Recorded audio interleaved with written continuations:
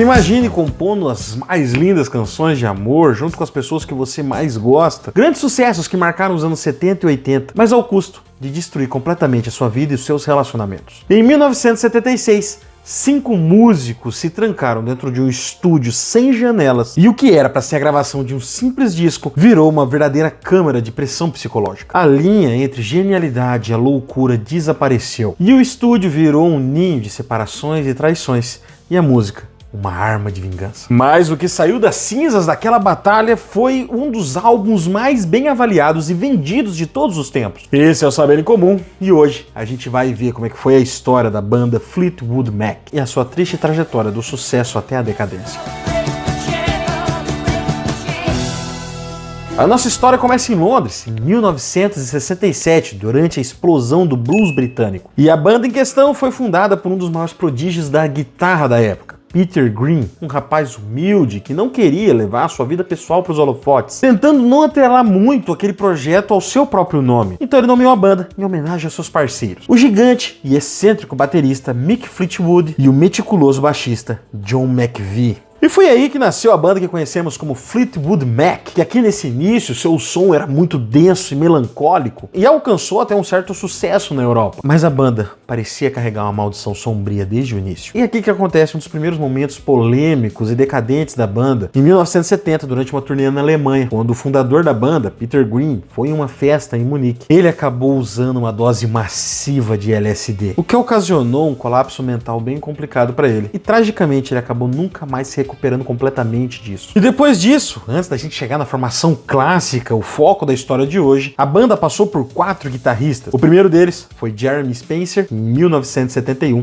durante uma turnê pelos Estados Unidos. Quando eles estavam passando por Los Angeles, ele acabou saindo do hotel para ir numa livraria. E ali, ele conheceu alguns missionários da seita Children of God, ou Crianças de Deus, e ele abruptamente decidiu sair da banda para ingressar nesse culto. E ele acabou doando todos os seus bens e ficou com esse culto durante os próximos 20 anos, voltando para a carreira musical dele apenas na década de 90. E se você quiser saber mais sobre esse culto, seita, deixa aqui nos comentários que eu posso trazer um vídeo sobre eles. O segundo foi um camarada chamado Danny Kirwan, que enfrentava sérios problemas com alcoolismo e alguns episódios de instabilidade mental. E novamente, durante uma turnê nos Estados Unidos, agora em 1972, ele se desentendeu com a banda, ficou violento, destruiu sua guitarra, destruiu o camarim e se recusou a tocar naquela noite. Assistindo todo o show sentado perto da mesa de som e hostilizando os outros integrantes da banda durante a apresentação, o que acabou ocasionando a sua saída. O terceiro é um cara até que famoso, Bob Welch, um dos nomes mais conhecidos do rock dos anos 70 e 80, sendo mais conhecido pela sua carreira solo, mas que aqui acabou passando quase 3 anos com a banda, entre 71 e 74. E para fechar a lista, antes da gente chegar na formação mais famosa da banda, a gente teve o guitarrista Bob Winston. Ele entrou na banda logo depois da saída do Danny Kirwan e ficou com eles por mais ou menos 1 ano e acabou sendo expulso da banda depois de ter um caso com a esposa do Mick Fleetwood. E esse caso acabou culminando no cancelamento do restante da turnê, já que Bob Winston era um dos melhores amigos do Mick. E essa situação toda quase que foi o fim do Fleetwood Mac.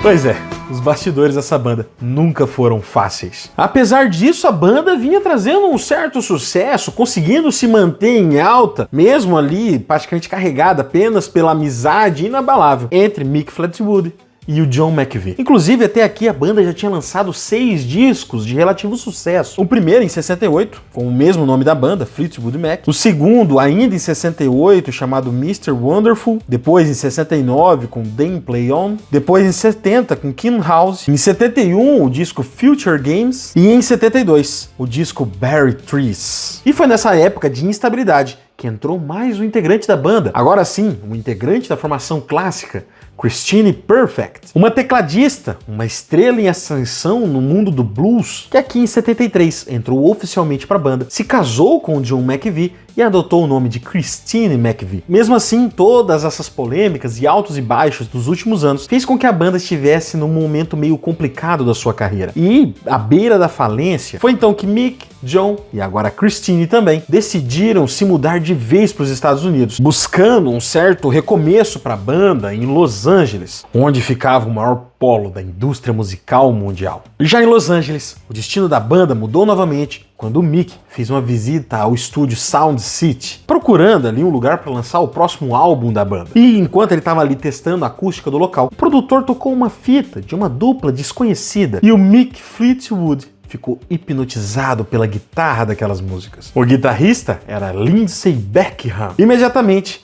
o Mick conseguiu o contato dele e chamou ele para se integrar ao Fleetwood Mac. Lindsey aceitou, uma grande honra, mas ele tinha uma cláusula inegociável. Ele e a sua namorada, a vocalista Stevie Nicks, eram um pacote e eles iriam entrar juntos na banda. E a banda aceitou, eles haviam encontrado aquilo que faltava para completar o Fleetwood Mac, depois de tantos anos de instabilidade. E a fusão desses 5 músicos criou algo que a indústria fonográfica raramente testemunha. As raízes do blues britânico de Mick, Christine e John se misturaram com o pop rock californiano do Lindsey e ao misticismo poético das letras de Stevie Nicks. E em 75, já nessa formação, eles lançaram mais um álbum auto-intitulado, novamente chamado Fleetwood Mac, que começou devagar, mas foi sendo impulsionado por hits gigantescos como Ryan On,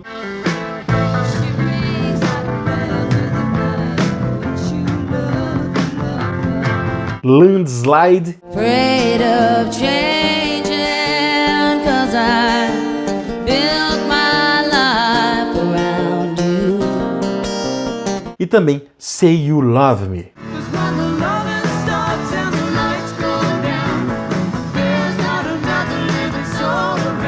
E dessa forma, ele foi escalando até atingir o cobiçado número 1. Foi então que a banda, que já estava em decadência e praticamente abrindo shows para teatros vazios, passou a fazer shows em estádios lotados. No entanto, o preço da ascensão foi cobrado com juros. Eles passaram por uma turnê brutal e pesada, de forma quase ininterrupta, durante um ano, para promover esse disco. Longe de casa, exaustos, com os bolsos cheios de dinheiro e cercados por todos os excessos que os anos 70 podiam oferecer, as fundações pessoais dos membros começaram a rachar. E foi aqui, no final da turnê, depois desse estrondoso sucesso, que a produtora começou a pressionar eles por um novo disco, o que acabou encaminhando a banda para o abismo que eles construiriam dentro do estúdio Record Plant.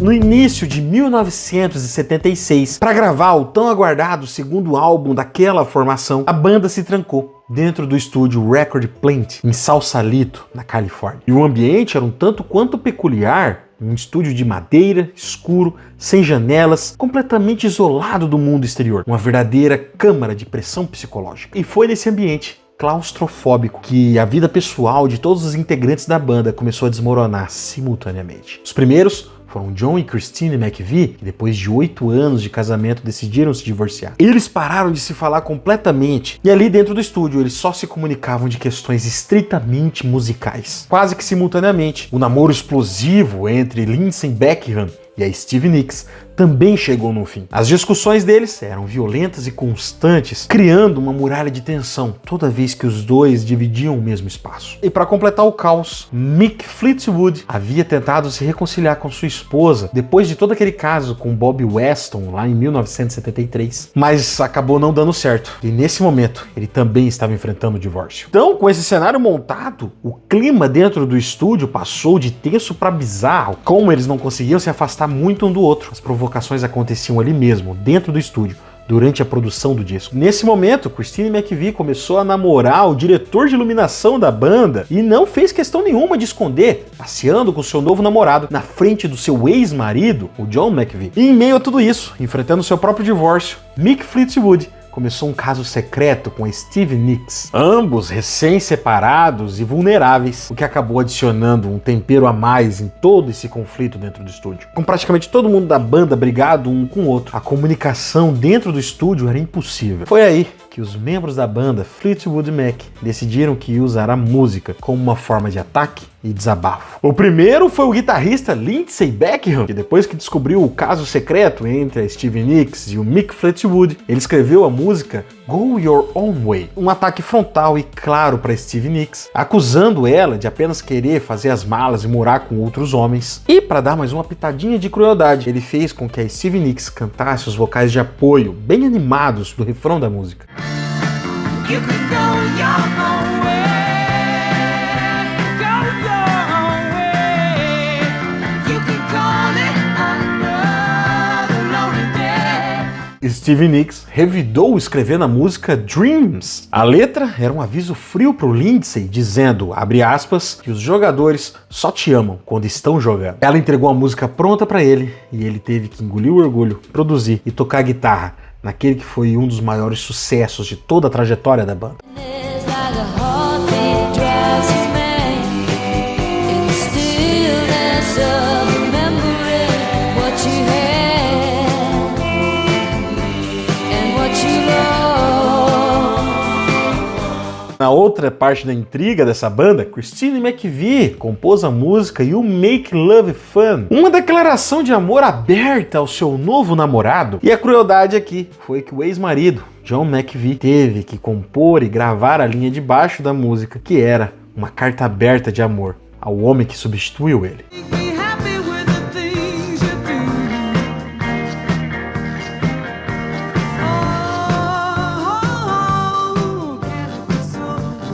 Mas o caso mais emblemático desse disco foi com a música Silver Springs, escrita também por Stevie Nicks, que seria sua grande obra-prima. A resposta final, um insulto épico contra Lindsey Buckingham. O nome da música era de uma das viagens da banda quando ela passou por um entroncamento e viu a placa de uma cidade chamada Silver Springs. E o nome soou um tanto quanto mágico e folclórico para ela. Naquele momento, imaginou toda a vida que ela teria com seu namorado, o Lindsey, naquela cidadezinha no interior de Maryland.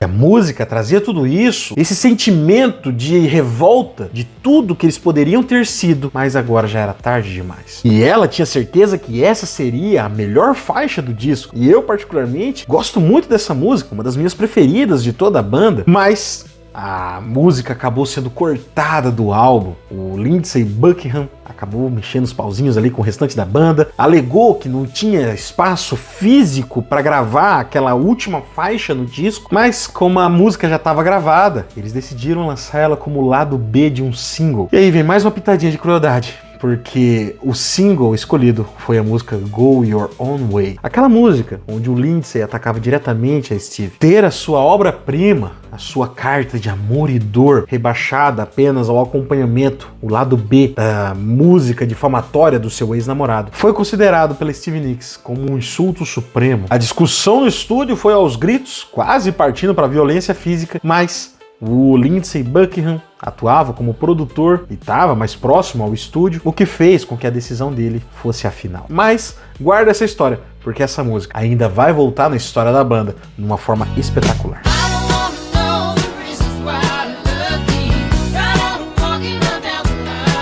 Lançado em fevereiro de 1977, o álbum foi intitulado Rumors, ou Rumores, um título extremamente adequado, já que a mídia estava inundada com fofocas sobre a banda. Mas o impacto cultural foi gigantesco. O disco vendeu mais de 40 milhões de cópias e a banda acabou ganhando o Grammy de álbum do ano. As críticas também foram unânimes, exaltando ali o contraste bizarro e fascinante do álbum. Melodias ali de soft rock, mascarando a frieza e a honestidade brutal das letras. E claramente estavam cheias de amargura e ressentimento. E o público foi completamente cativado, não apenas pela música, mas também pelo clima de fofoca em volta da banda nesse momento. Ir até um show do Fleetwood Mac naquele momento era como assistir uma novela ao vivo acontecendo no palco. Os fãs ali viam, principalmente, Lindsey e Steve trocando olhares de ódio, dor e até paixão no palco, cantando as músicas que alfinetavam um ao outro, tornando esse álbum um sucesso inquestionável, tanto pela sua qualidade musical, como também por toda a história envolvida na produção dele. Bom, depois de todo esse caos e conflito durante a gravação e divulgação do disco Rumors, apesar do sucesso, Você pode estar imaginando que a banda se desfez completamente, foi cada um pro seu lado, mas não foi bem isso que aconteceu. Depois de consolidado o sucesso do álbum Rumors, o estúdio começou a pressionar a banda por um novo álbum. Foi aí que Lindsey Buckingham, que já atuava como produtor, assumiu o controle criativo desse novo disco. O estúdio queria uma espécie de Rumors 2 ali, com a mesma pegada musical, mas o Lindsey foi na direção oposta. E o resultado foi o álbum Tusk, lançado em 1979.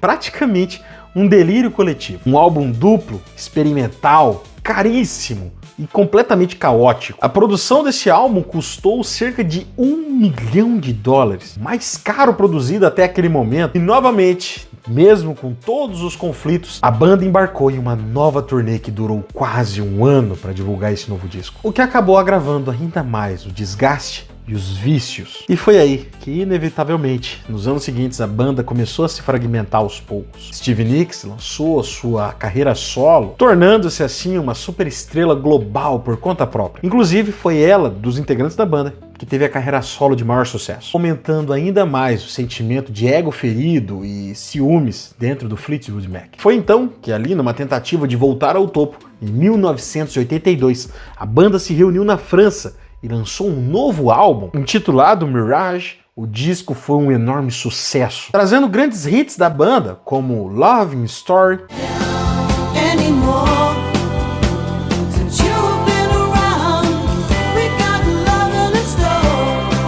Gypsy,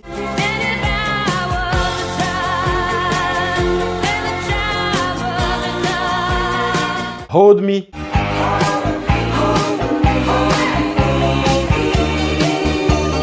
e Straight Back.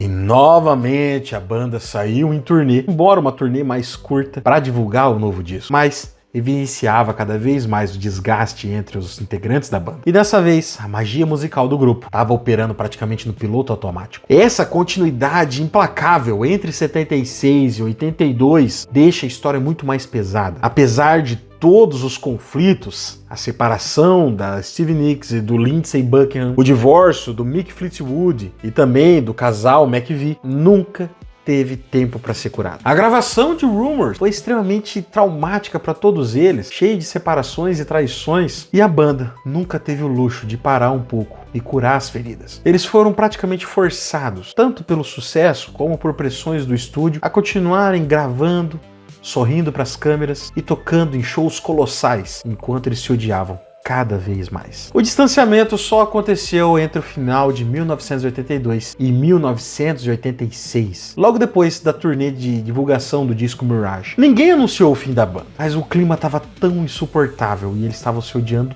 tanto que tornava praticamente impossível eles trabalharem em qualquer coisa juntos. E aí eles simplesmente foram fazer outras coisas. Stevie Nicks foi consolidar sua carreira solo, Lindsey Buckingham entrou para produção musical e começou a focar nas suas experimentações. E os outros integrantes da banda também, cada um foi pro seu lado, lançando materiais solo.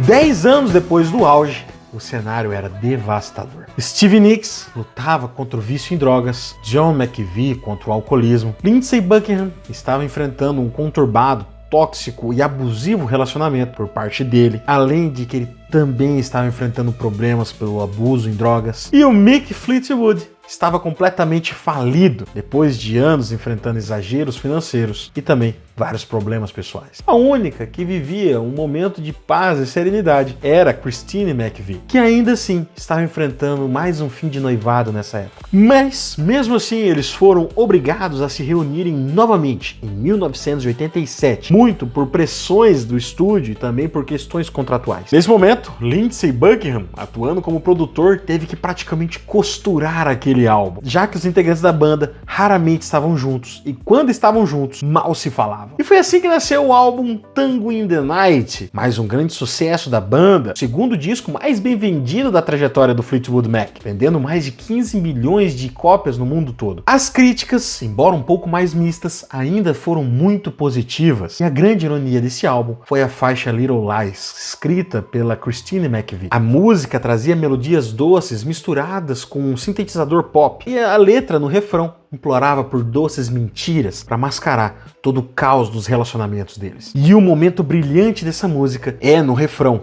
quando Stevie Nicks e Lindsey Buckingham unem vozes no vocal de apoio. E mesmo destruídos por dentro, a mágica e a química vocal de 1977 ainda estava ali. Tell me lies, tell me sweet little lies. Tell me lies, tell me lies. Além dessa, o álbum também trouxe outros grandes sucessos, como Everywhere,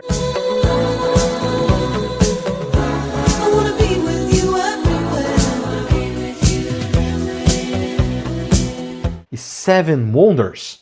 If I live to see the seven wonders, I'll make a prayer to the rainbow's end. Mas infelizmente, isso não durou muito tempo. Nada podia curar o que havia acontecido entre eles. E poucas semanas antes de iniciar ali a turnê de divulgação desse novo disco, Lindsey Buckingham pediu demissão da banda. A discussão final entre ele e a Stevie Nicks foi tão violenta que acabou culminando em agressão física. Tango in the Night foi o último disco de estúdio gravado pela formação clássica da banda.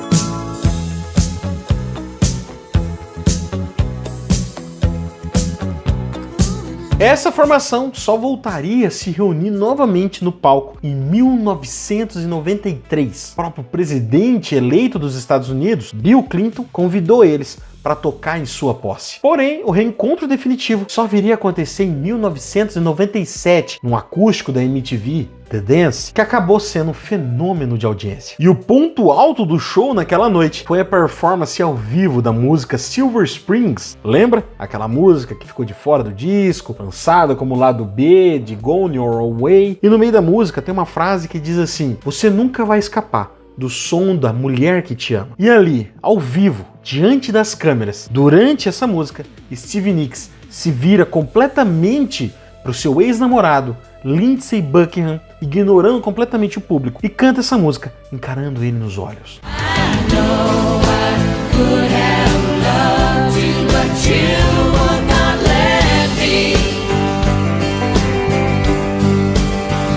Encarando ele com uma intensidade crua e passional, mostrando que as mágoas e as feridas do passado não haviam sarado. E essa performance foi tão colossal que a versão ao vivo de Silver Springs foi lançada no ano seguinte como um single, praticamente 20 anos depois dessa música ter sido descartada como o lado B de uma outra música. Ela estava novamente nas paradas de sucesso e foi indicada ao Grammy daquele ano. E Stevie Nicks mostrou que aquela sim era um dos grandes hits da banda. Mas, como esperado, essa trégua não durou muito. E dessa vez, a primeira que saiu foi Christine McVie, que já exausta de toda essa vida na estrada e desenvolvendo uma fobia por aviões, ela acabou anunciando a sua aposentadoria da banda e se isolou numa propriedade no interior da Inglaterra por 16 anos. E dessa forma, a formação clássica da banda estava oficialmente desfeita. Logo após a saída da Christine McVie, ali no final de 98, a banda começou a trabalhar em um novo disco, tendo Lindsey Buckingham e Stevie Nicks como vocalistas. Foi aí que nasceu o álbum Say You Will, que vendeu 2 milhões de cópias, um pouco mais modesto do que os sucessos de antigamente, mas ainda assim, um grande sucesso. E o disco foi impulsionado nas rádios pelo sucesso Say You Will.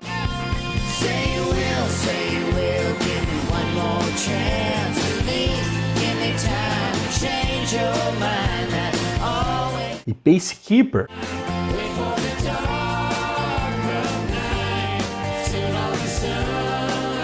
E que, curiosamente, foram duas músicas que inicialmente teriam parte de um projeto solo do Lindsey Buckingham, que contaram também com gravações de teclado da Christine McVie. A turnê de promoção desse álbum aconteceu entre 2003 e 2004 e foi uma das mais lucrativas daquele ano. E essa turnê acabou gerando o famoso registro Live in Boston.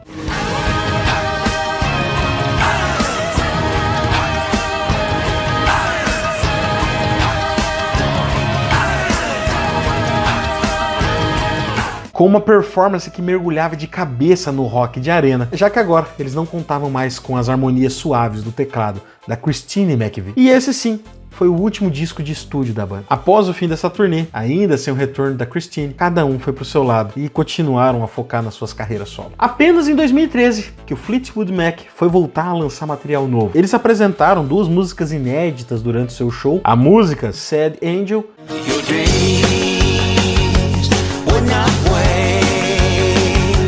from the world. e Without You. No, I can't live without you, babe. I'm so lonely, babe.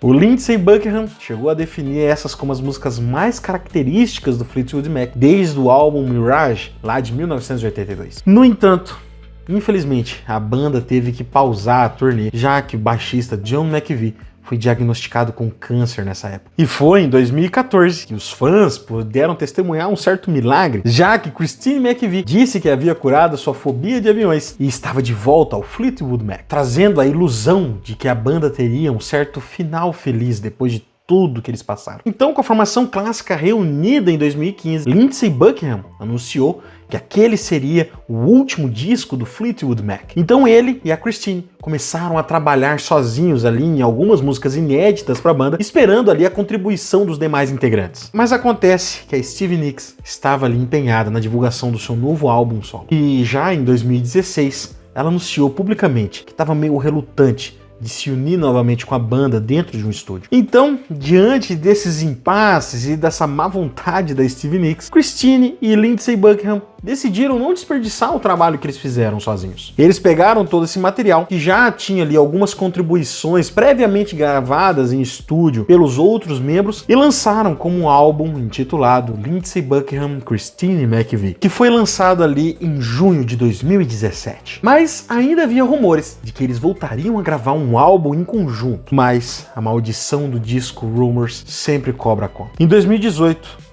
durante uma premiação, enquanto a Stevie Nicks estava discursando, o Lindsey acabou dando uma risada um pouco tanto irônica, debochando da colega, o que foi a gota d'água para ela. A Stevie falou que saía ele ou saía ela da banda. O Fleetwood Mac acabou cedendo e o guitarrista Lindsey Buckingham foi sumariamente demitido, marcando mais um episódio de impasse e intriga entre a banda. E assim, vendo todo o retrospecto, você pode imaginar que em algum momento eles iriam, né, depois de muita briga e tal, eles iriam voltar a gravar ou pelo menos a tocar em algum show juntos. Mas infelizmente, em 2022 veio o golpe final. Em 2022, Christine McVie acabou falecendo, colocando um fim definitivo na banda. Ela, que havia ficado um tempo de fora, era praticamente a cola pacifista entre todos os integrantes da banda. Aquela que ali poderia, de alguma forma, trazer algum apelo para que Stevie Nicks e Lindsey Buckingham pudessem abaixar os egos e trabalharem juntos novamente. Inclusive, em uma entrevista recente,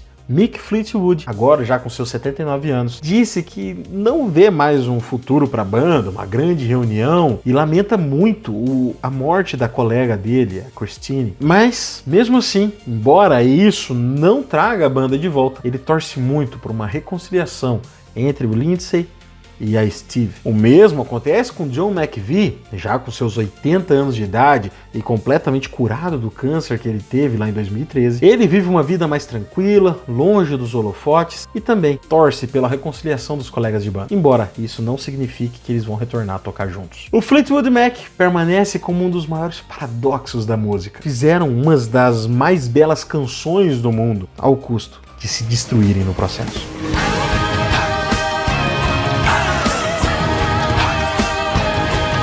Bom, pessoal, esse aqui foi mais um vídeo do Saber em Comum. E se você quiser apoiar esse projeto, links aqui na descrição. Amazon Prime por 30 dias de graça para vocês testarem, desconto para vocês viajarem com a Andorinha, bem como o link de alguns dos equipamentos que eu usei aqui durante essa gravação. E se você tiver sem grana, compartilhe o nosso vídeo, você já vai estar ajudando demais aqui o crescimento do canal. E se você gostou desse vídeo, já se inscreve aqui no canal, ativa o sininho, deixa seu like, o seu comentário, manda pro seu amigo que gosta de música. Eu quis testar aqui esse novo formato, trazendo história da música. E se vocês quiserem ver aqui outra banda, outra trajetória musical, só deixar aqui nos comentários que a gente pode estar trazendo também. Do mais é isso. Obrigado a vocês que chegaram até aqui e até a próxima.